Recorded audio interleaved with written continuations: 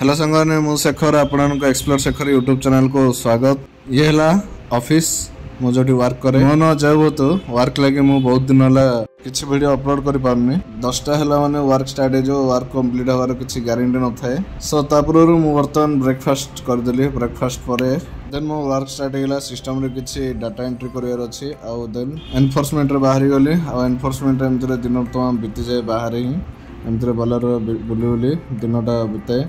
बहुत बाट जाए जावाई पड़े। आज प्राय 100 किलोमीटर जीवार अच्छी 100 से 200 एमती इवनिंग रे भी रही पारे किसी गारंटी न थाए।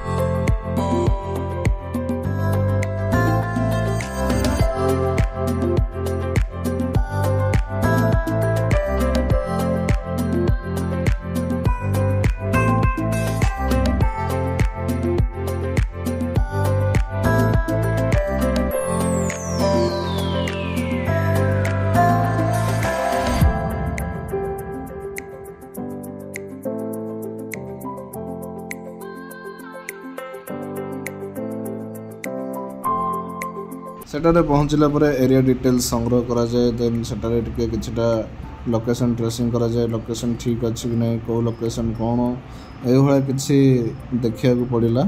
आज यहपरी किछटा वर्क रे आज दिन बीतला।